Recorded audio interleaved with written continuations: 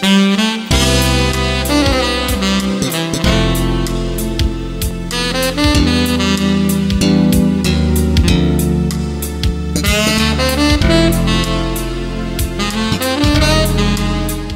jamais le bon moment.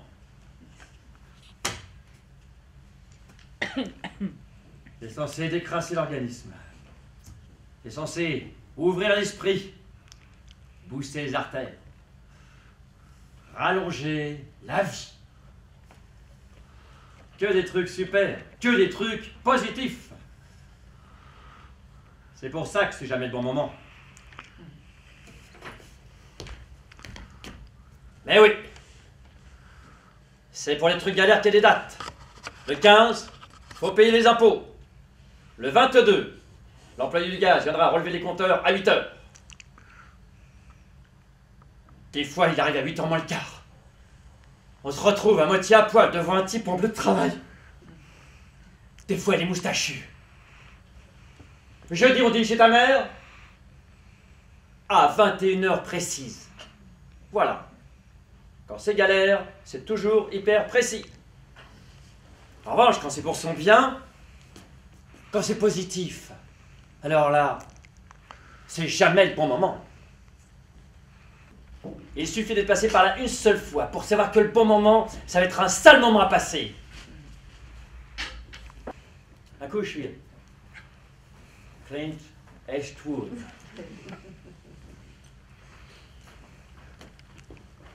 Un coup, je suis James Dean. Alors pourquoi j'arrêterais de faire quelque chose que je fais si bien? Moi, j'avais décidé d'arrêter de fumer avant d'avoir 50 ans. Avant d'être vieux, quoi. Parce que ce qui est difficile, c'est pas de vieillir, c'est de rester jeune. Ça donne envie, rester jeune. Bon, déjà, c'est mieux que partir jeune. Partir, c'est mourir un peu. Mais mourir, c'est partir beaucoup. Parce qu'en général, c'est arrêter qui est difficile. Arrêter, c'est plus difficile que continuer. Freiner, c'est plus difficile qu'accélérer. C'est pour ça qu'il y a des panneaux stop et pas des panneaux allez-y les gars. Au déjeuner, un gars m'explique que j'ai fait le plus difficile, prendre la décision. Mais les statistiques de la sécurité sociale, elles ne prennent pas en compte les économies faites sur les pensions, les retraites, les allocations vieillesse. Elles ne prennent pas non plus en compte ce qu'a coûté la mort des fumeurs, s'ils étaient morts d'autre chose. Je ne sais pas, moi. D'une cirrhose, par exemple. Pourtant, il n'y a pas de zone non-buveur dans les cafés. Pompidou. Je m'assieds sur une chaise en plastique, dans un couloir vitré de l'hôpital. J'attends l'équipe de tabacologie. C'est notre premier rendez-vous. J'ai fait un effort. J'ai pas fumé ce matin. Histoire de donner bonne impression.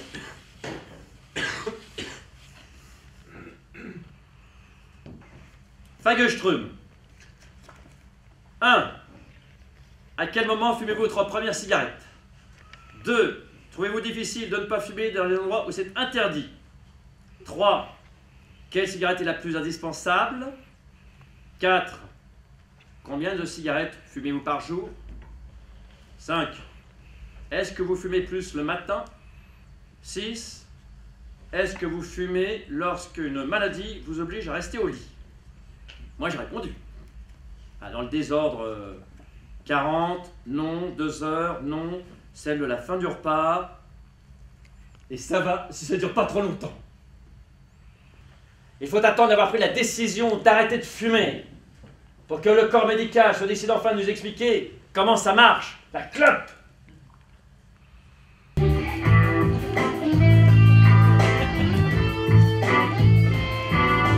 You already got to smoke.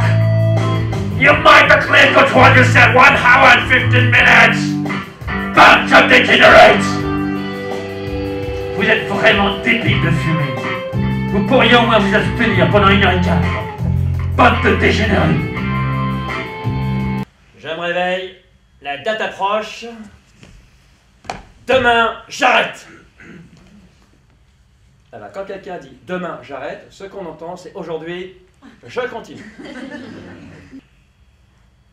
Elle m'explique. Dans le sang du fumeur, le monoxyde de carbone prend peu à peu la place d'oxygène. Mais en moins propre, les vaisseaux s'encrassent, les artères s'embolisent, et le cœur se met à pomper comme un fou. C'est comme pour une chaudière mal réglée. Mais 2 mois sans fumer, et les artères retrouvent leur fluidité naturelle. C'est bon pour le cœur, ça. Allez, vous allez voir, tout va bien se passer. Je dresse un bilan de 17 premières heures sans tabac. Être non-fumeur, c'est tout oublier. Souffrir et ne rien comprendre.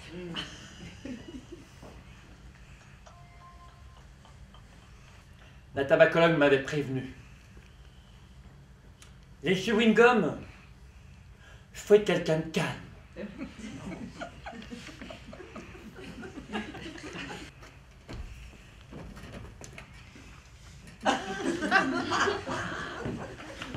C'est hyper bien expliqué dans le bouquin.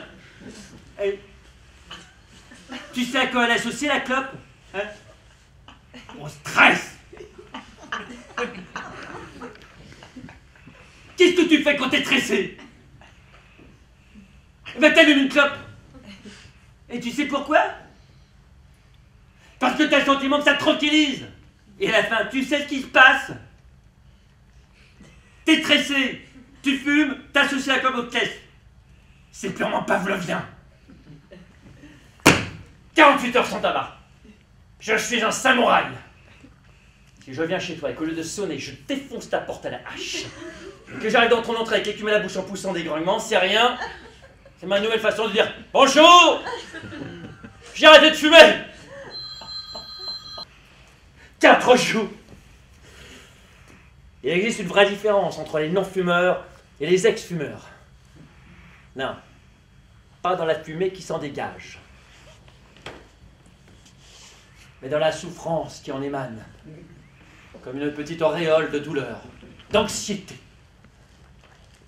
On se repère entre nous, comme des torches dans la nuit, avec nos doigts nerveux, nos yeux ailleurs, nos conversations sur les produits de substitution. Toujours un peu bousculé entre la fierté et la gêne, entre la descente aux enfers et la descente au flambeau.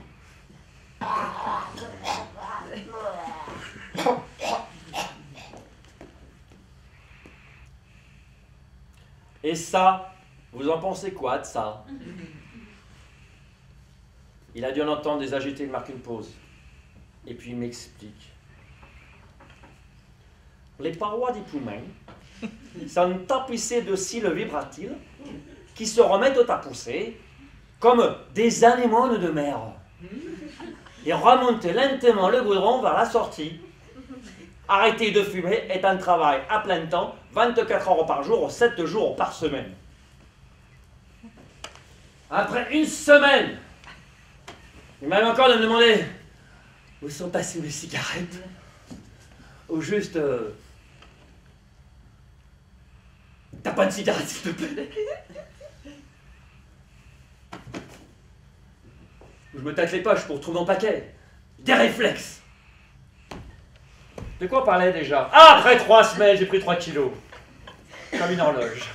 Quand on me demande l'heure qu'il est, je me pèse. J'ai patiemment écouté la diététicienne.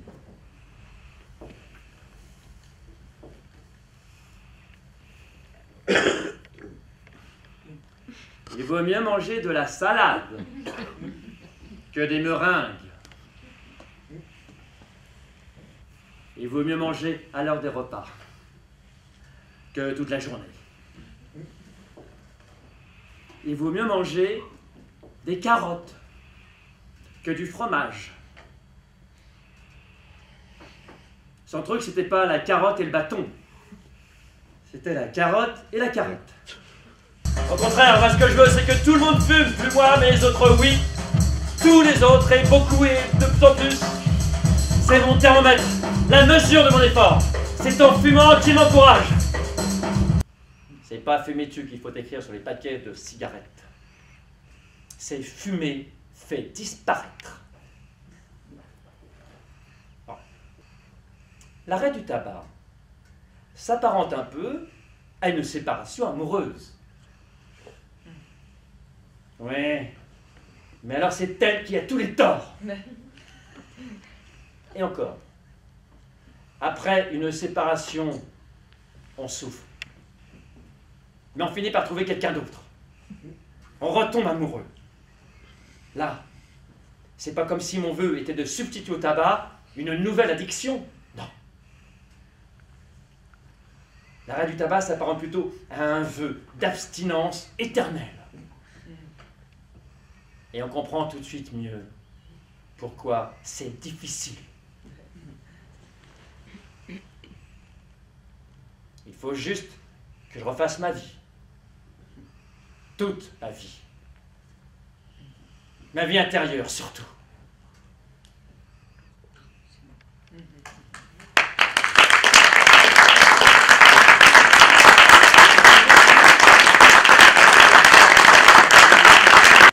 Le sujet du débat est donc contre l'addiction, que faire? Et tout cela, vous a bien montré que c'est pas facile de s'arrêter de fumer.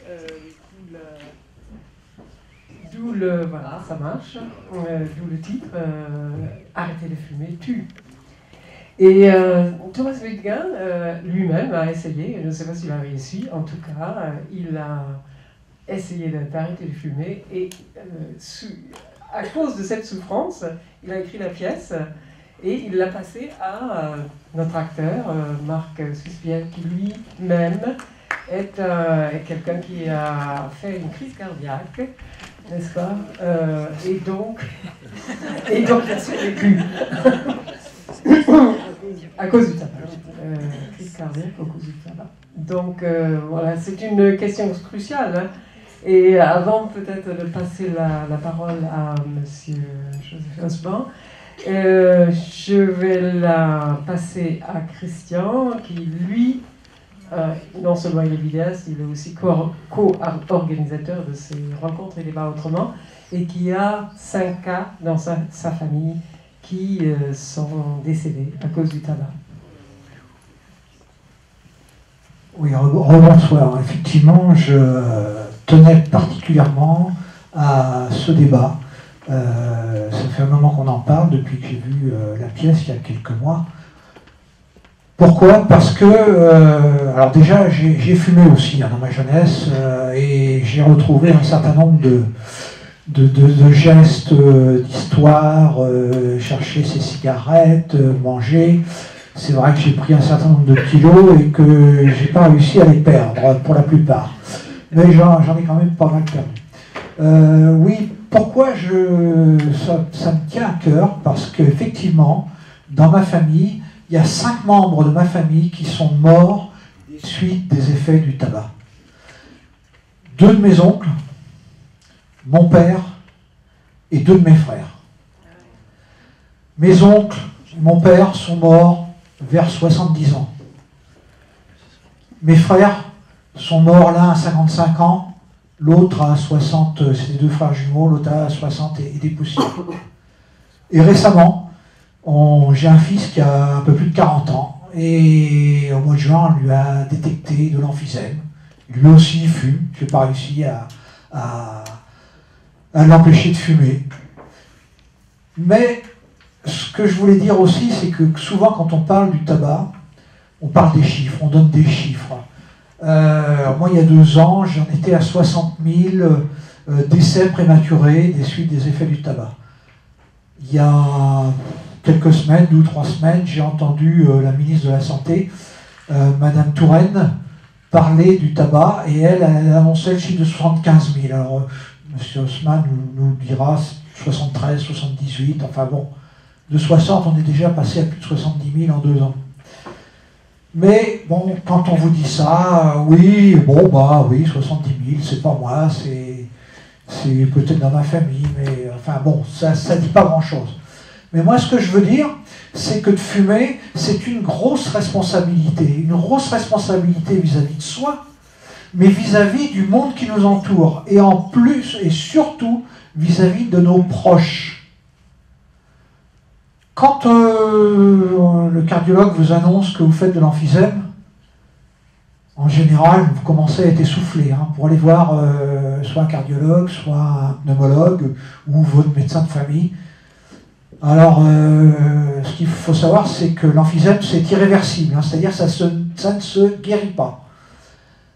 Mais ça peut se stabiliser si vous arrêtez de fumer. Mais déjà, on commence à vous donner des, je ne sais plus comment ça s'appelle, des trucs là, de la ventoline, voilà. Alors effectivement, ça calme, ça vous redonne un peu de souffle, et puis vous repartez pour un certain temps. Puis au bout d'un moment, déjà, je ne sais pas si vous avez remarqué, les fumeurs, quand ils sont atteints comme ça, ils se tiennent comme ça. Voilà. J'ai vu mon père se tenir comme ça, j'ai vu mes 2 frères se tenir comme ça. Parce qu'ils ne pouvaient pratiquement plus avancer. Puis au bout d'un moment, après, on passe sous oxygène. Donc avec la petite bouteille, les trucs dans les narines. Et donc après, déjà, quand vous êtes chez vous, vous ne pouvez même plus aller aux toilettes parce que vous êtes essoufflé, aller de la salle à manger aux toilettes. C'est un calvaire. Et puis, après, c'est la chaise roulante. La chaise roulante parce que vous ne pouvez plus marcher, parce que vous êtes essoufflé, vous ne pouvez plus respirer. Et puis là, c'est le début de la fin, quoi. Quand vous êtes à la chaise roulante, ça veut dire qu'il ne vous reste pas grand-chose. C'est quelques mois. Mais moi, j'ai vu aussi, j'ai eu l'occasion de passer une nuit dans la même chambre que mes parents lors d'un voyage. Et j'ai entendu mon père, quelques mois avant son décès, respirer. Quand il a cherché sa respiration comme ça, c'est très très très impressionnant. Et j'ai pensé à ma mère qui, elle, c'était tous les soirs qu'elle supportait mon père qui respirait comme ça. Et donc moi, ça, je voulais vous faire passer ce message. Moi, je sais que vers la fin, mon père un jour m'a dit, tu sais, mes poumons, j'ai les poumons d'un nouveau-né.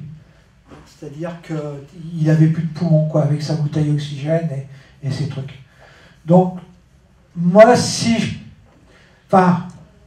ceux qui fument, arrêtez de fumer pendant qu'il est encore temps, parce que ça vous fait gagner rien du tout. Ça vous enrichissez ceux qui vendent du tabac, et c'est tout.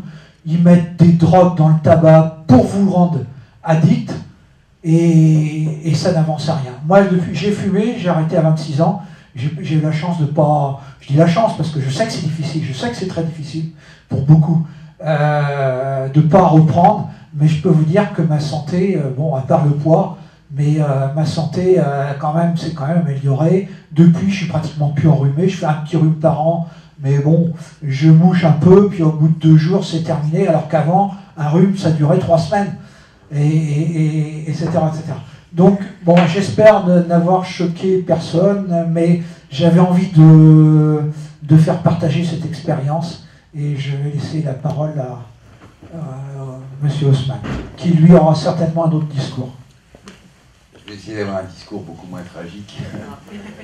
Désolé, mais quand même, j'espère vous intéresser par ce que je vais vous dire.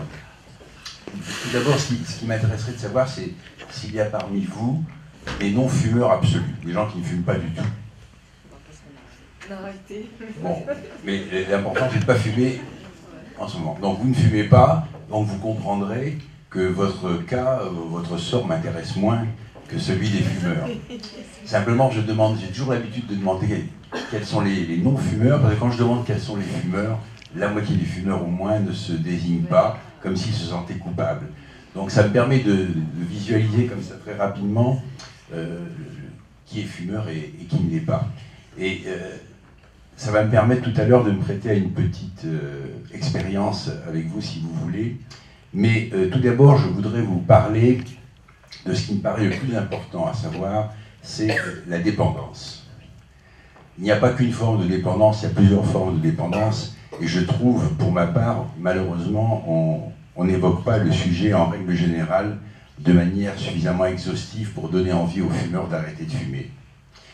Il y a tout d'abord ce que tout le monde appelle en général la dépendance physique, le besoin de fumer, qui est essentiellement lié à l'habitude qu'on prend quand on fume de donner à son cerveau sa nourriture, ce qui est en réalité la nicotine, mais pas seulement la nicotine. On parle que de la nicotine, on sait qu'il y a d'autres substances qui contribuent à cette dépendance physique. En tout cas, la nicotine en est une, mais il faut savoir que les personnes qui sont dépendantes à la nicotine, c'est-à-dire presque tous les fumeurs, pas tous, mais presque tous, c'est relativement facile à surmonter.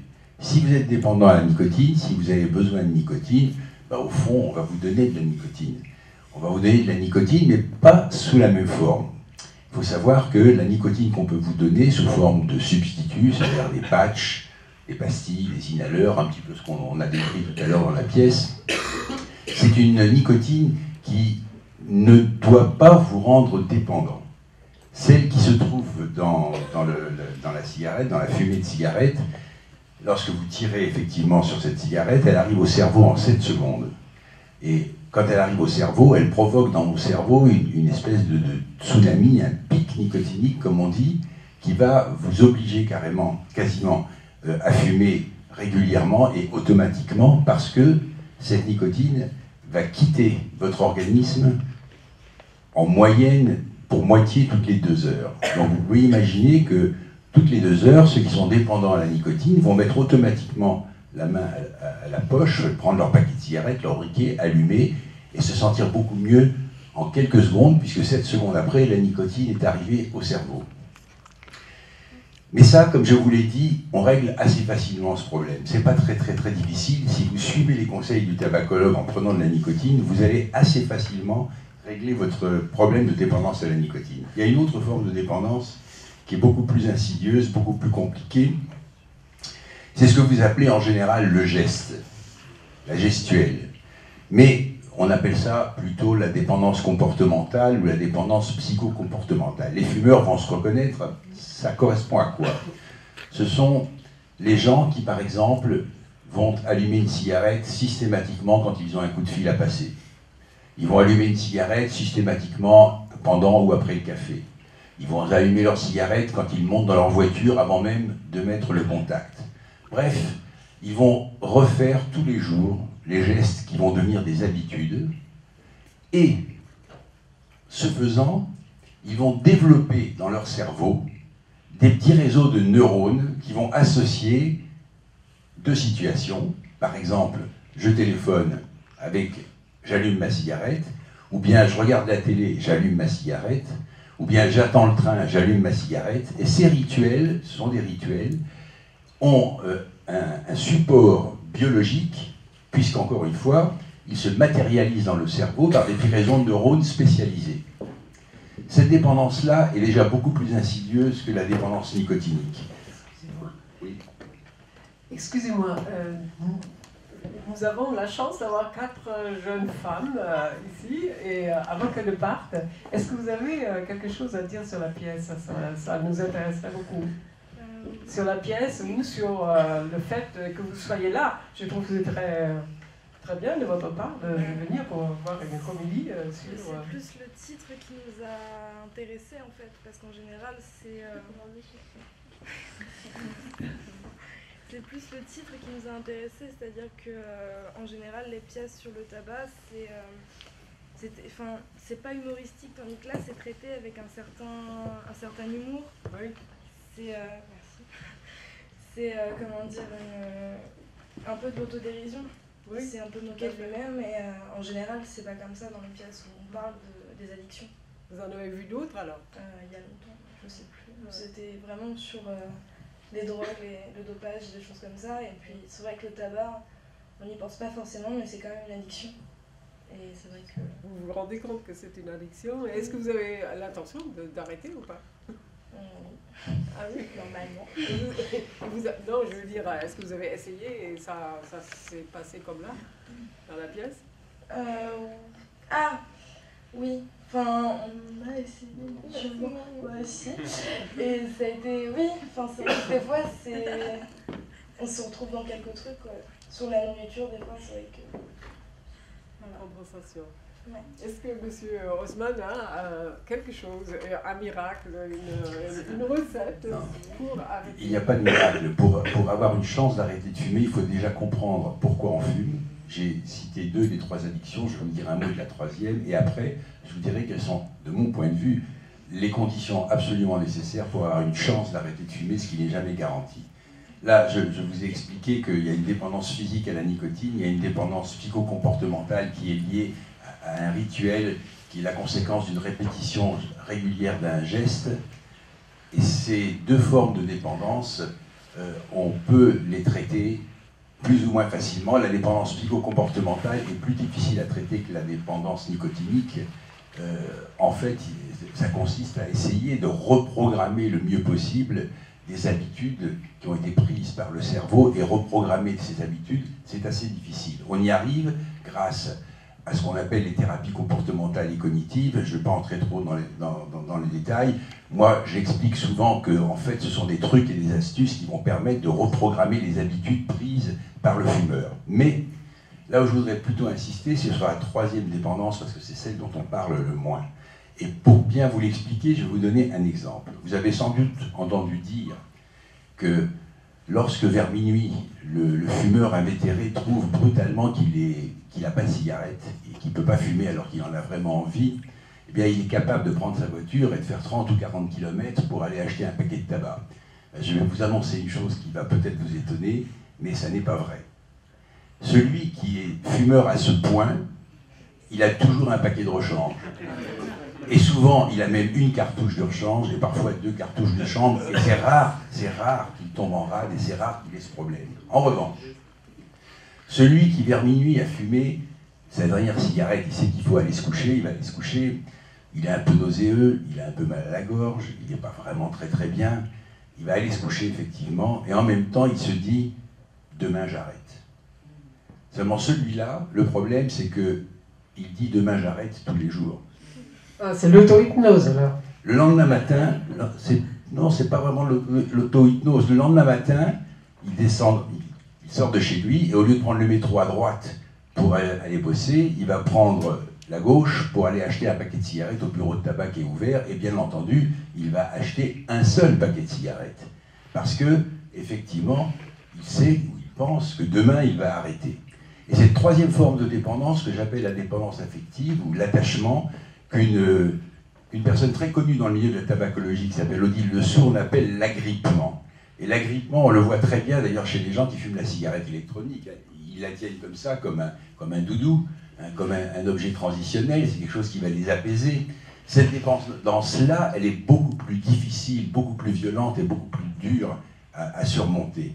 Et c'est moi celle-là qui m'intéresse le plus personnellement, parce que on arrive, pour être très honnête avec vous, en moyenne, on arrive à arrêter à peu près 20% des fumeurs par la nicotine. Les substituts nicotiniques, ça peut aider effectivement, mais c'est même indispensable de commencer par ça, parce que si on ne vous aide pas à vous défaire de cette dépendance physique, vous aurez beaucoup de mal à vous défaire de la dépendance comportementale et de la dépendance affective. Mais si vous voulez vraiment arrêter de fumer, de mon point de vue, il y a 4 conditions qui doivent être réunies. Premièrement, il faut trouver un bon thérapeute, quelqu'un avec qui vous allez gérer une sorte d'alliance thérapeutique, ce qu'on appelle l'alliance thérapeutique, c'est-à-dire qu'il va s'établir entre vous et votre thérapeute une confiance totale qui fait que vous allez le suivre peut-être quasiment aveuglément et qu'il va être à votre disposition. Ça, c'est extrêmement important, et il faut dire que c'est assez difficile de trouver, contrairement à ce qu'on pourrait croire. Deuxièmement, si vous avez une dépendance physique à la nicotine, vous allez être obligé de prendre des substituts nicotiniques pour vous aider à surmonter cette dépendance. Je sais que bien des fumeurs ne souhaitent pas, ne veulent pas, hésitent, et pourtant, quand on est dépendant physiquement à la nicotine, on n'a pas tellement le choix. Je vous dis tout de suite, la nicotine, c'est la moins dangereuse de toutes les substances qui se trouvent dans la fumée du tabac. Donc s'il faut la prendre pour se débarrasser de cette dépendance, il ne faut pas hésiter à le faire. Ensuite, la 3e chose, il faut qu'avec votre thérapeute, il vous aide à développer par des techniques de thérapie comportementale et cognitive, par des trucs et des astuces, à déprogrammer les mauvaises habitudes qui ont pu être prises et qui font que vous êtes pieds et poings liés. Et puis enfin, il va falloir qu'avec votre thérapeute, vous travaillez cette dernière partie, cette dépendance affective, et ça, c'est beaucoup, beaucoup plus compliqué. Vous voyez, si je demande à un fumeur, qui a fumé aujourd'hui? Qui a beaucoup fumé? Si je vous demande, madame, pourquoi vous fumez? Qu'est-ce que vous pourriez me répondre? Je sais pas. Pour le plaisir. Ouais, Pour le plaisir. Vous êtes tombé plein dans le mille. Est-ce que vous savez pourquoi ça vous apporte du plaisir? Certainement tout un truc chimique qui se... Bien sûr. Alors je vais vous l'expliquer, parce que ça, c'est ce qu'on devrait expliquer à tous les fumeurs en priorité. Vraiment en priorité. Vous savez, ça vous le savez tous, qu'on a tous un cerveau. Et vous savez que dans ce cerveau, il y a des milliards de neurones. Et que ces neurones sont mis en relation les uns avec les autres grâce à des substances qu'on appelle des neurotransmetteurs. Parmi ces neurotransmetteurs, dont on a tous besoin pour vivre, sans exception, il y en a un qui s'appelle l'acétylcholine. Vous pouvez oublier son nom tout de suite, ça n'a pas tellement d'importance, mais je vous le cite volontairement pour une raison très simple. L'acétylcholine, le cerveau la fabrique au fur et à mesure de nos besoins. C'est une substance qui se dégrade, comme toutes les substances que nous avons naturellement, mais le cerveau la fabrique. Il n'y a aucun problème. Chez le fumeur, ça se passe de manière un tout petit peu différente. Il se trouve que la nicotine ressemble chimiquement, moléculairement, comme presque 2 gouttes d'eau à l'acétylcholine. Et quand le fumeur fume, la nicotine qui met 7 secondes pour arriver au cerveau va leurrer ce cerveau. Elle va leurrer son cerveau et lui faire croire que c'est de l'acétylcholine. En réalité, ce n'est pas de l'acétylcholine, c'est de la nicotine, et la personne va vivre et travailler à peu près comme si elle ne fumait pas et que c'était l'acétylcholine qui gérait ses problèmes. Il y a quand même une différence entre la nicotine et l'acétylcholine. La différence, c'est que la nicotine quitte l'organisme, on évacue la nicotine par les urines, pour moitié à peu près toutes les 2 heures. Donc en gros, le fumeur a besoin de se recharger en nicotine à peu près toutes les 2 heures. C'est une moyenne évidemment. Et quand il tire sur sa cigarette, en quelques secondes, donc la nicotine est au cerveau, et à ce moment-là, elle va se fixer sur des molécules qu'on appelle des récepteurs nicotiniques. Et le fait qu'elle se fixe sur le récepteur nicotinique va favoriser l'arrivée relativement massive dans certaines zones du cerveau d'un autre neurotransmetteur qu'on appelle la dopamine.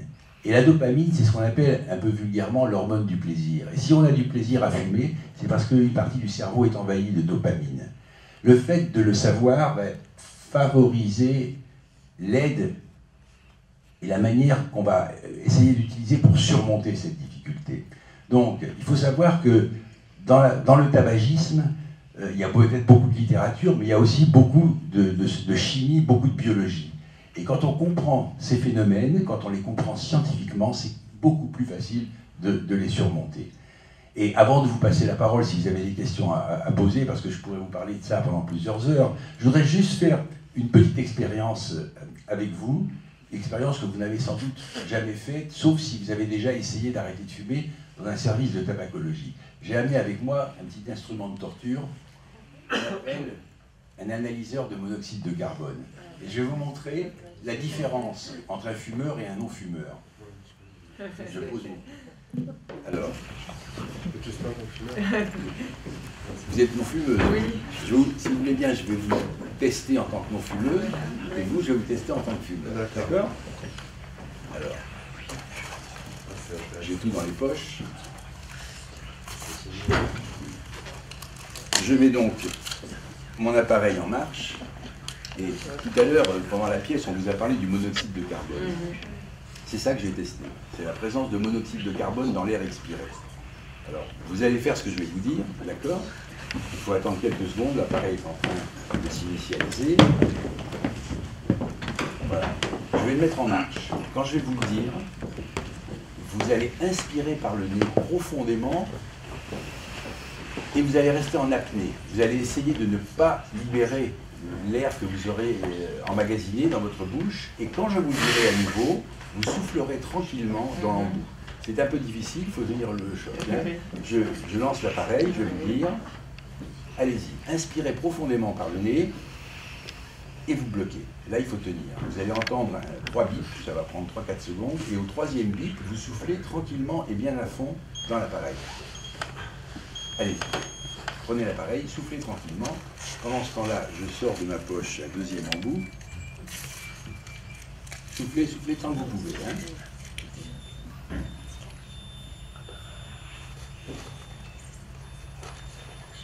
Quand vous ne pouvez plus, vous arrêtez. Bien, et vous disiez combien? 2. 2. En grand. Ok. Je... Là, quand même un peu. Voilà, je vais faire la même expérience. Voilà. Alors, allez-y, inspirez profondément par le nez pour gonfler vos poumons, et vous bloquez. Et vous restez en apnée, de rien, vous attendez que l'appareil bip. Au troisième bip, vous allez souffler tranquillement et bien à fond dans l'appareil. D'accord? 1, 2, 3. Allez, tranquillement et bien à fond. Et vous continuez à souffler quoi qu'il arrive. Tranquillement. C'est passé à l'orange. C'est passé au rouge. Ah oui, les rouges. Continuez, tant que vous pouvez, continuez. Ah, c'est un peu comme Alors, vous disiez combien? Oh là là. Vous voyez, j'ai mesuré le taux de monoxyde de carbone dans l'air expiré. Le monoxyde de carbone, c'est un gaz qui se trouve dans toutes les fumées, qui est un gaz dangereux. Si quelqu'un nous envoyait sous la porte là, du monoxyde de carbone, on ne le verrait pas parce que c'est incolore, c'est inodore. On tomberait certainement tous dans les pommes et on n'est pas sûr de tous se réveiller. L'organisme sait gérer jusqu'à un certain point de monoxyde de carbone, qui est un marqueur des maladies cardiovasculaires du fumeur. Donc vous voyez, vous avez des non-fumeuses, vous avez 2, ce qui est normal, hein, entre 0,3, 0,4, 0,5, même c'est normal. Je suis à 36. 36, c'est un taux très important d'intoxication au monoxyde de carbone. Ça, c'est la mauvaise nouvelle. Je vais quand même donner une bonne nouvelle pour qu'il ne passe pas une Vous voyez, si vous ne fumez pas dans les 6 heures qui viennent, c'est pas gagné, hein, on est d'accord. Ouais. Mais si vous ne fumez pas dans les 6 heures qui viennent, vous allez passer de 36 à 18. Ah, ouais. Si vous ne fumez pas encore dans les 6 heures suivantes, vous allez passer de 18 à 9. Ah, ouais. Autrement dit, la demi-vie du monoxyde de carbone, elle est de 6 heures. Ce qui fait que, en gros, si vous ne fumez pas du tout pendant une journée entière, ça va être difficile, mais on peut vous aider. Si vous ne fumez pas en tout pendant une journée entière, le lendemain, en gros, il n'y a plus de monoxyde de carbone. Vous avez pratiquement plus de monoxyde de carbone. Voilà. Peut-être un peu plus, peut-être qu'il vous faudra une trentaine d'heures, mais peu importe. 2 jours. En gros, il faut savoir que quand on ne fume pas pendant une journée, le risque immédiat de faire un accident cardiovasculaire, il chute considérablement. Il ne disparaît pas complètement, hein, parce que le monoxyde de carbone, il a quand même fait d'autres, il pose d'autres problèmes. Je ne vais pas rentrer dans les détails maintenant, mais voilà, c'est pour bien montrer que ceux qui viennent, qui vont voir un tabacologue, ils ont c'est pas si simple que ça, parce que justement, le monoxyde de carbone favorise la création sur les parois de vos artères de plaques d'athérome. Donc même si vous fumez 15 jours sur 2, ces plaques d'athérome, elles vont progressivement grossir et elles peuvent aller jusqu'à boucher vos artères. Donc, un jour sur 2, c'est pas une solution. Le micro, c'était bien. Enfin, nous, on est devant, on entend bien, mais si ça vous en... Donc, vous voyez, c'est bien pour vous montrer que c'est pas neutre de fumer. Ça, vous avez une vision immédiate d'une des conséquences du tabagisme. Hein, les maladies cardiovasculaires, les AVC, les accidents vasculaires cérébraux, les artérites des jambes, etc. Et bien sûr, plus tôt vous arrêtez de fumer et plus tôt vous diminuez ce risque et puis vous pouvez même le faire disparaître. Pour les maladies cardiovasculaires, il faut savoir que selon l'antériorité de votre tabagisme, selon le nombre de cigarettes que vous fumez, selon la manière dont vous les fumez, il faut entre 6 mois et 3 ans pour retrouver des artères à peu près comparables à celles de quelqu'un qui n'a jamais fumé. Donc tout peut regresser. Mais bien sûr, le tabagisme n'a pas d'incidence que sur les maladies cardiovasculaires et le cœur.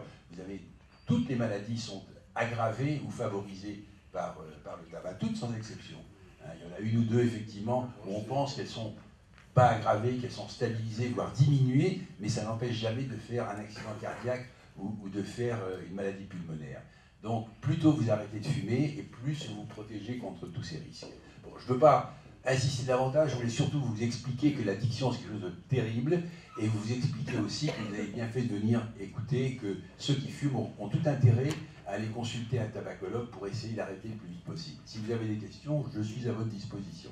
Donc, oui, madame. Je vais vous conseiller pour un tabacologue. En fait. Ah oui. Ah, ça serait bien. Ça, c'est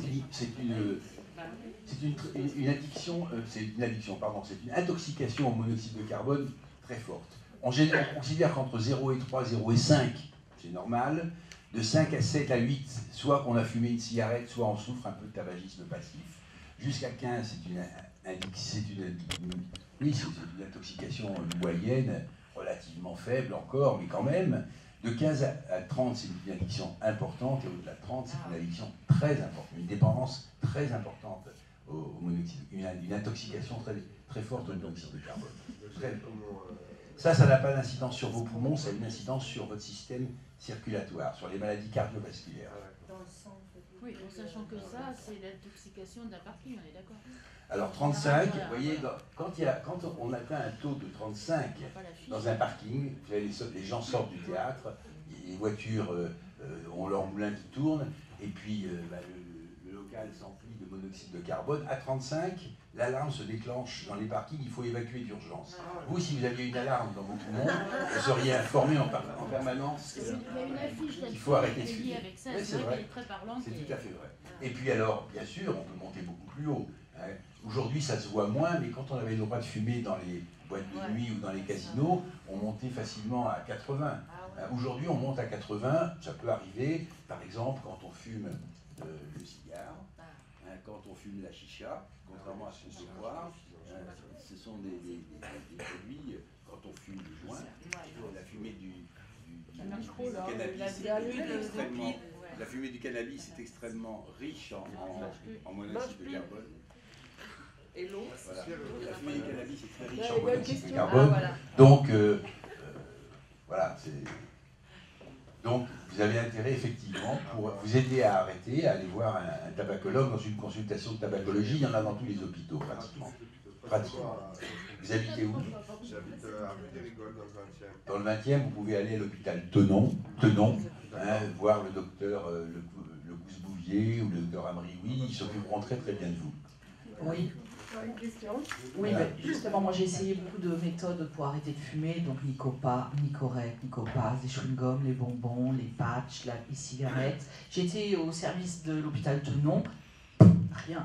Enfin, c'est vraiment, excusez-moi, mais rien du tout, quoi. C'est-à-dire qu'on travaille sur des exercices plutôt sympathiques, on travaille sur des objectifs, on prend des notes.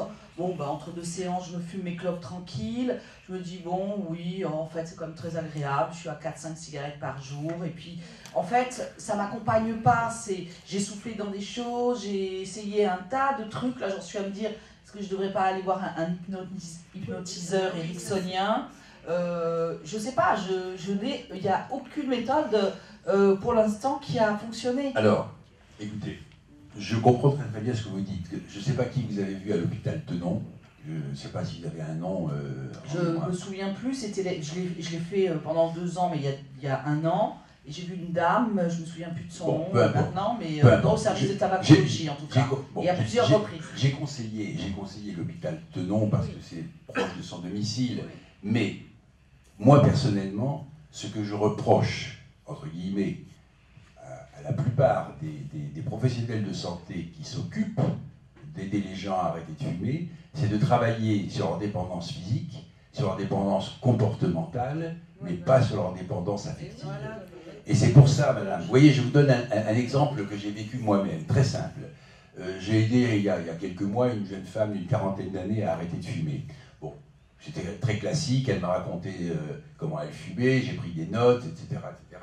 Et à la fin, je lui ai donné ce qui me semblait raisonnable pour l'aider à arrêter de fumer, pour se libérer de sa dépendance physique, parce que de toute façon, il faut commencer par ça.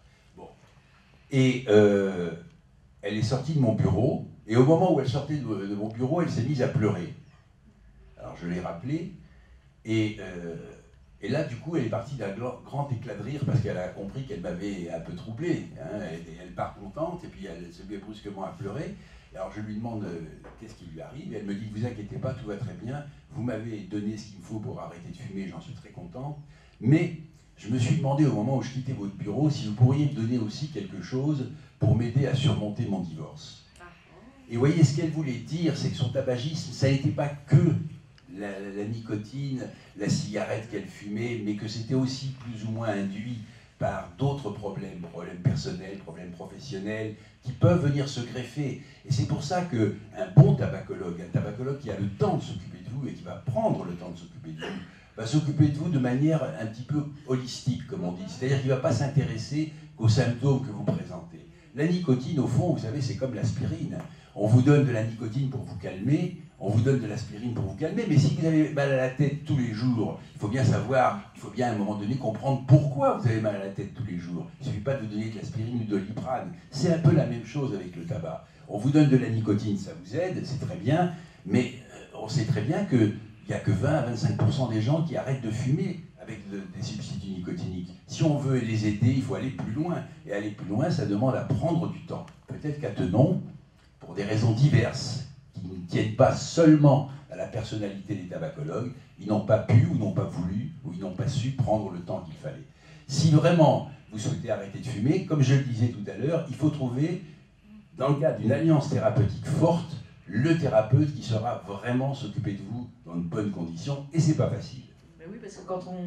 Quel thérapeute? Parce que là, carnet d'adresse, il y en a plein. Des gens qui veulent vous faire croire que vous allez arrêter de fumer en consultant, en payant 150 €, il y en a un tas. Charlatanisme. Voilà, mais vous voyez, même l'hypnose, je ne sais même pas, on va sur Internet. Alors l'hypnose, je peux vous dire quelques mots sur l'hypnose, si vous voulez. Il y a, en réalité, on distingue 3 grands types de traitements. Vous avez d'abord la personne qui va vous dire, vous venez me voir, je vais vous faire une piqûre, ça va vous coûter 250 €, vous ne fumerez plus jamais. Ça, c'est un charlatan. Ça n'existe pas, ça n'est pas vrai. Ça, on n'en parle pas. Vous avez un certain nombre de personnes qui vont se traiter par des méthodes parallèles. L'hypnose, par exemple, la relaxation, la phytothérapie, et tout ce qu'on appelle les médecines parallèles. Et ça peut effectivement, dans un certain nombre de cas, marcher. Ça va marcher si, par exemple, vous n'avez qu'une dépendance essentiellement comportementale, que vous n'êtes pas trop sujet à une dépendance physique, que vous n'avez pas trop besoin de nicotine. Ça va marcher si vous y croyez. Ça va marcher si votre thérapeute est vraiment très très bon. Mais le problème, c'est que si vous avez une dépendance physique violente à la nicotine, ça ne durera pas forcément très longtemps. Donc, là, pourquoi? On considère que ces formes de médecine parallèles ont des résultats comparables à ceux d'un placebo. Et on sait très bien qu'un placebo, ça marche dans un certain nombre de cas. Donc voilà, vous pouvez essayer toutes ces techniques, peut-être qu'elles marcheront pour vous. Lorsque vous vous adressez à un tabacologue sérieux, de mon point de vue, il ne va pas vous décourager. Il va vous dire, si ça peut vous aider, pourquoi pas. Mais attention, si vous avez une dépendance physique à la nicotine, vous avez vraisemblablement besoin quand même de prendre des substituts nicotiniques. Donc, c'est vraiment au cas par cas. Un bon thérapeute va traiter chaque fumeur de manière totalement indépendante et va peut-être décider de proposer des façons de faire très différentes de l'un à l'autre. C'est pas, vous soufflez là-dedans, vous avez 20, on vous donne un patch de 21 mg. Non. Vous pouvez souffler là-dedans, avoir 20, et à la limite, on peut vous dire qu'il faut une stratégie très différente de celle de votre voisin qui fume à peu près le même type de cigarette et qui a le même chiffre. Il y a d'autres critères qu'il faut prendre en considération. Le problème, c'est que souvent, au milieu hospitalier, on n'a pas le temps de s'occuper de ça comme ça. C'est pas facile. Et c'est très dommage. Nous, on s'occupe beaucoup d'aller dans les entreprises où les gens ne nous attendent pas. Ils ne nous ont pas attendus pour arrêter de fumer. Du coup, ils viennent nous voir, ils découvrent ce que je viens de vous expliquer, et là, on peut travailler vraiment en profondeur. On peut rester avec les gens 1 heure, 1 heure et demie s'il le faut. C'est comme ça qu'on arrive à les aider véritablement, et peut-être mieux que dans des services hospitaliers où parfois c'est un peu de l'abattage, il faut aller vite. Hein. C'est vrai. Est-ce qu'il y a une différence entre les hommes et les femmes par rapport au tabac? Est-ce qu'il y a par exemple, là, dans la pièce il était question, ça m'avait frappé, bon, c'est joué par un homme, c'est écrit par un homme, et il était question de la sélection. Alors les femmes sont beaucoup dans la sélection. Est-ce que je peux vous demander, vous les jeunes là, vous fumez pourquoi? Oui. Non, leur copine n'est pas... Ah, c'est les copines qui sont parties. C'est pour ça qu'elles sont parties. Bon, mais est-ce que... Bon, alors, il y a un certain nombre de différences. Le président de notre association, le professeur Bertrand Dotzenberg, me disait il y a quelques années, quand j'ai commencé à travailler avec lui, que quand lui-même était interne en médecine, dans les services de chirurgie thoracique, dans les services de pneumologie des hôpitaux, il y avait pratiquement que des hommes. et ils avaient tous au-delà de 50 ans. Aujourd'hui, 1 lit sur 3 est pris par une femme.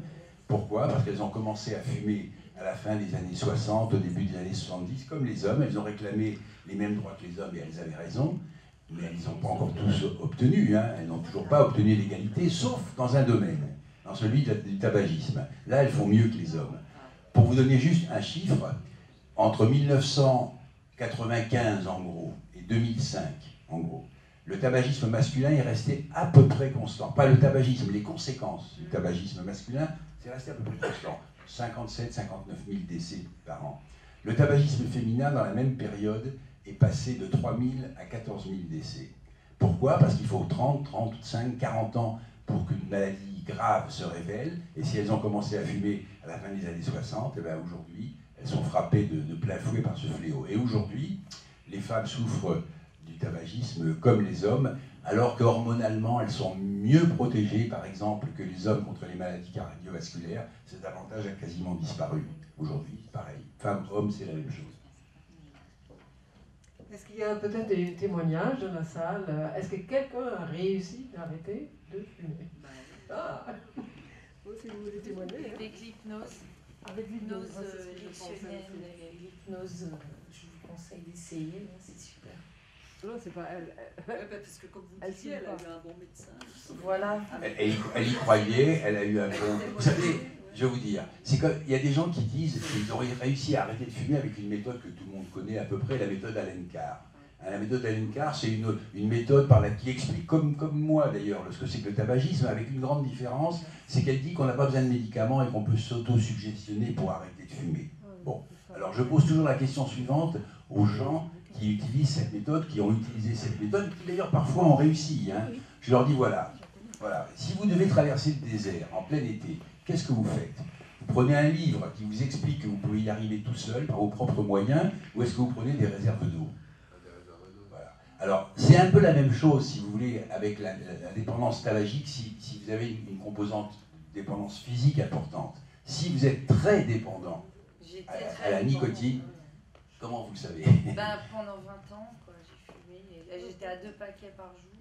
J'étais à 2 paquets par jour et Bon. j'ai fumé pendant 20 ans. Mais C'était c'était tout ce que vous disiez, je rentrais dans ma voiture, j'allumais une cigarette, je décrochais un coup de fil, je fumais, c'était tout. Bon. Je ne peux pas donner une réponse claire, très claire et absolue, parce qu'il faudrait vraiment discuter longtemps et analyser dans le détail les choses. Mais je ne dis pas que l'hypnose ne marche pas. Mais l'hypnose, pour moi, a bien marché sur justement le côté affectif et le côté psychologique. C'est de ce côté-là qu'il faut chercher. C'est de ce côté-là qu'il faut chercher. Si votre dépendance était essentiellement affective, si elle était essentiellement affective, il y a des chances que vous soyez tombé sur un tabacologue qui ne vous hypnotisait pas au sens propre du terme, mais qui s'occupait, un thérapeute, pardon, hein, mais qui s'occupait de vous comme devrait s'occuper un tabacologue quand il prend en charge une personne qui a cette dépendance affective importante. Vous savez, faut bien comprendre, il y a une chose qui m'a fait comprendre, une chose qui m'a fait beaucoup comprendre de choses. Moi, j'évolue dans un milieu où il y a beaucoup de tabacologues, beaucoup de médecins, beaucoup d'experts tabacologues. Quand j'ai lu le livre dont je vous parlais tout à l'heure, celui d'Odile Le Sourne, qui est une psychanalyste à la base, hein, mais qui a travaillé longtemps à l'hôpital de la Pitié-Salpêtrière, ce livre s'appelle « Le grand fumeur et sa passion ». Les gens qui ont eu accès à ce livre ou qui l'ont lu ont trop souvent pensé qu'il s'agissait de la passion au sens « je suis passionné de football, je suis passionné de je ne sais quoi ». Pas du tout. C'est au sens la passion du Christ, c'est-à-dire le grand fumeur et sa souffrance.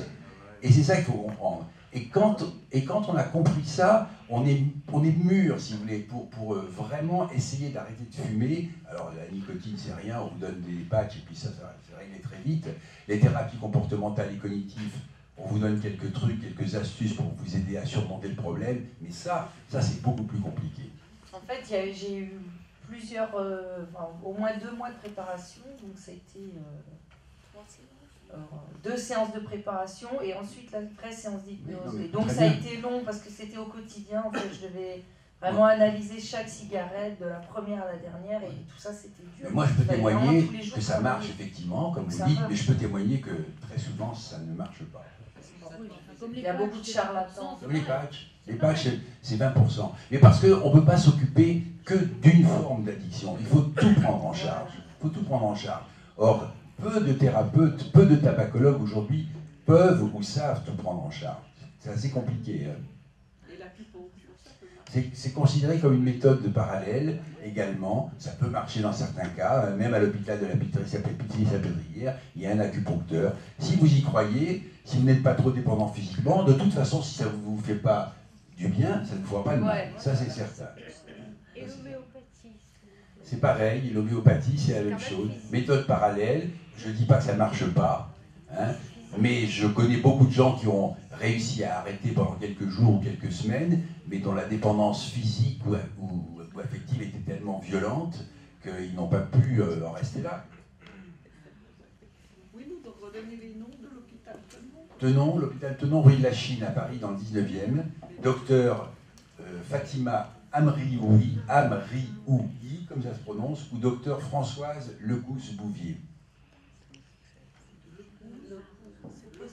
Vous parlez de quand on est mûr. Non, je préfère son micro. Donc, quand on est mûr et quand on n'est pas mûr, est-ce qu'on est condamné alors à ne même pas tenter? Non, quand on est mûr, on arrive assez facilement à arrêter. Quand on n'est pas mûr, il faut aller voir un tabacologue. Il va s'occuper de vous et va faire en sorte que vous mûrissiez. Hein? Vous voyez, c'est comme les gens qui disent « j'ai pas la volonté d'arrêter de fumer ». C'est pas un problème de volonté. Ou j'ai pas la motivation. Ça, c'est encore plus fréquent. Je suis pas motivé pour arrêter de fumer. J'ai pas envie. Oui, vous n'avez pas envie, vous n'avez pas la motivation. Vous savez ce que c'est que la motivation? Je vais vous expliquer en quelques mots. Ça va peut-être vous aider à prendre une bonne décision. Il y a 3 zones de notre cerveau, parce que tout est biologique. Hein. Il y a 3 zones de notre cerveau qui sont impliquées dans le tabagisme. Vous avez ce qu'on appelle le cerveau archaïque, ou le cerveau rectilien, ou le cerveau ancien. C'est la zone de votre cerveau qui, pour simplifier les choses à l'extrême, vous aide à survivre et à vivre à vos dépens. C'est cette zone qui vous dit mange, c'est le moment. Je suis en train de lire Fantiliès. Voilà. Hein. C'est cette zone qui vous dit mange ou qui vous dit bois. C'est cette zone qui vous dit fume quand vous êtes fumeur. Or, vous savez très bien que fumer, c'est pas indispensable pour vivre. Boire et manger, c'est indispensable. Mais pas fumer, évidemment. Mais cette zone vous dit fume, j'en ai besoin. Vous avez une autre zone de votre cerveau qu'on appelle le cortex, le cerveau cortical, qui est, si vous voulez, un petit peu le cerveau capable d'analyser une situation. Il pleut dehors, ben je sors, je prends un parapluie. C'est ce qui nous différencie essentiellement des espèces animales, c'est cette capacité à analyser une situation et à prendre des décisions. Cette zone, par rapport au tabagisme, qu'est-ce qu'elle vous dit à votre avis? Arrête de fumer, non? Arrête de fumer, ça va te rendre malade et même peut-être pire que ça. Comment est-ce que vous allez vous en sortir? Vous avez une zone de votre cerveau qui vous dit fume, j'en ai besoin, et une autre qui vous dit arrête de fumer, tu vas te rendre malade. Comment vous allez vous en sortir? Eh bien, vous allez vous en sortir parce qu'il y a une 3e zone de votre cerveau qu'on appelle le cerveau limbique, on sait très bien où c'est situé, qui un jour va vous faire comprendre, peut-être ce soir, pourquoi ça vaut la peine d'essayer d'arrêter de fumer. En tout cas, pourquoi pour vous, personnellement, c'est important. Et à ce moment-là, en réalité, toutes ces zones travaillent en même temps, bien sûr, mais si je décortique les choses, le cerveau limbique va donner des instructions au cerveau cortical pour trouver une solution pour arrêter de fumer. Ça peut être moi qui viens vous expliquer ce que c'est que le tabac, ça peut être vos enfants qui font vos poches, qui jettent vos paquets de cigarettes tous les jours, et vous bien sûr, et vous vous culpabilisez un peu et vous vous dites faut que je fasse quelque chose. La culpabilisation, on nous en rabat les oreilles. Non, mais moi je culpabilise jamais les gens, mais ça peut vous faire un déclic, le fait qu'elles jettent vos cigarettes, ça peut. Il peut y avoir d'autres choses. Hein. Moi j'ai vu des couples où le mari disait à son épouse ou inversement, si tu quittes pas la clope, c'est moi qui te quitte. Je l'ai vu ça. Donc vous voyez, peu importe la raison, un jour, il y a un déclic. Ce déclic, c'est ce qu'on appelle comme ça la motivation. Vous voyez, c'est ça qu'on appelle. C'est également un phénomène biologique. C'est ça la motivation. Il y a eu un déclic, hein, ma grossesse a été...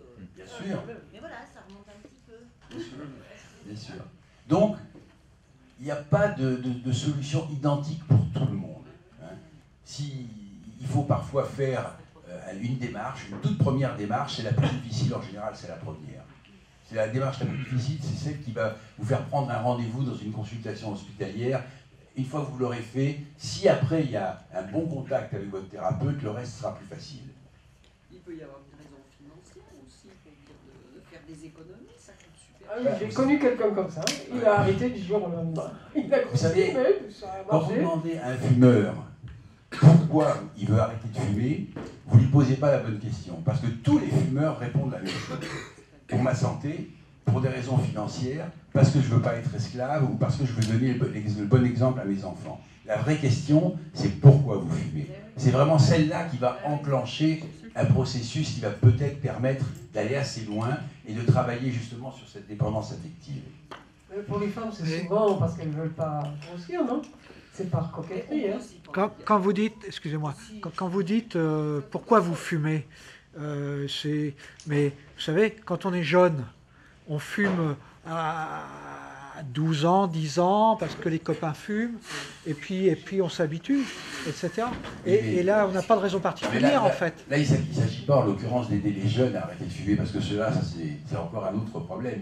Mais un adulte qui veut qu'on l'aide, il faut lui demander il faut lui poser la question, parce qu'il va s'apercevoir moi, j'ai fumé n'a parce pas de que réponse très vite. Quand j'étais jeune, j'ai fumé avec les copains. Et les jeunes fument pour des raisons psychosociales. Ils ne sont pas dépendants de la nicotine par définition, puisqu'ils n'ont jamais fumé avant. Vous me demandiez si on prend obligatoirement du poids quand on arrête de fumer. Alors il faut savoir pourquoi on prend du poids. Il y a essentiellement 3 raisons qui font qu'on prend du poids. La première raison, c'est que la nicotine, c'est un anorexigène, c'est-à-dire c'est un coupe-faim. Si vous êtes sous l'effet de la nicotine, vous allez moins manger. Si vous arrêtez de fumer, vous allez retrouver un peu d'appétit, vous allez manger davantage. Première raison. Deuxième raison, vos papilles gustatives vont retrouver leur intégrité si vous arrêtez de fumer. Et quand elles retrouvent leur intégrité, évidemment, vous appréciez ce que vous mangez, donc vous mangez un peu plus. Mais ce n'est pas le plus important. Le plus important, c'est ce que je vous disais au départ. Lorsque la nicotine arrive sur les récepteurs nicotiniques, elle favorise l'arrivée dans certaines zones de votre cerveau de dopamine. Si vous ne fumez plus, vous n'aurez plus cette dopamine. Et ça, c'est très frustrant. Et comme c'est frustrant, vous allez essayer de compenser autrement. Et il y en a qui compensent en faisant beaucoup de sport, il y en a qui compensent en mangeant. Et quand vous avez en plus tendance à prendre du poids, évidemment, ça peut aller assez vite. Donc ce n'est pas une obligation, puisque statistiquement, il y a même 5% des fumeurs qui perdent du poids à l'arrêt du tabagisme. C'est l'effet paradoxal, si vous voulez, ils perdent du poids. Il y en a 30% qui ne bougent pas, en gros. Hein, et puis il y en a 65% qui risquent de prendre du poids s'ils ne suivent pas les conseils d'un thérapeute qui peut parfaitement leur éviter de prendre du poids. On peut se forcer à boire beaucoup d'eau, par exemple. Bon, il y a des trucs, il y a des astuces, mais le plus important dans ce cas-là, c'est vraiment de suivre les conseils du thérapeute. Il va vous en donner quelques-uns, et ce n'est pas des choses très contraignantes, il ne faut pas croire. Hein. Il ne va pas vous demander de faire des régimes alimentaires. S'il vous demande de ne pas prendre de viennoiserie, par exemple, ce n'est pas un régime alimentaire, ça. Hein. C'est pour vous aider vraiment. Hein. Mais en suivant 2 ou 3 ou 4 conseils bien avisés, vous pouvez éviter de prendre du poids.